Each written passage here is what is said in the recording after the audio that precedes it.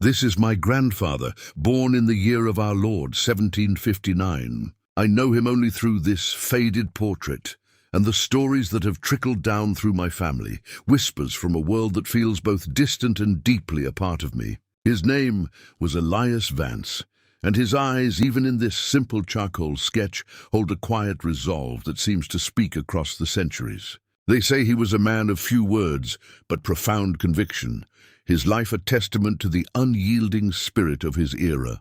To look at this image is to look at the very root of my own history, a connection to a past forged in hardship and hope, a time when the world was being remade.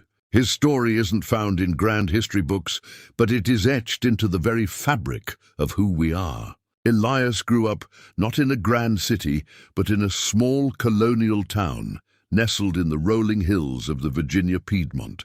Life was a rhythm of sun-up and sundown, of seasons and harvests. He was apprenticed to a cooper, and his days were filled with the sharp scent of oak and the rhythmic clang of the hammer on iron hoops. His hands, calloused and strong, learned to shape wood into barrels that would carry tobacco and grain down the James River, vital arteries of a burgeoning colony.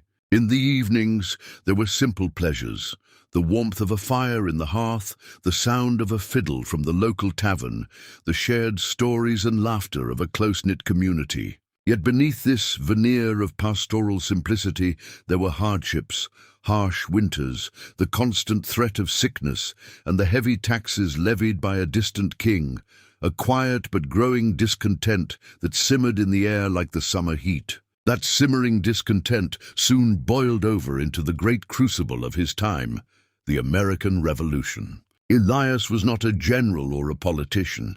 He was a simple craftsman who believed in the promise of liberty. When the call to arms came, he joined the local militia. He wasn't at the famous battles that would define the war, but he was part of its essential fabric. His moment came during a lesser-known skirmish, a desperate defense of a supply depot against a British raiding party.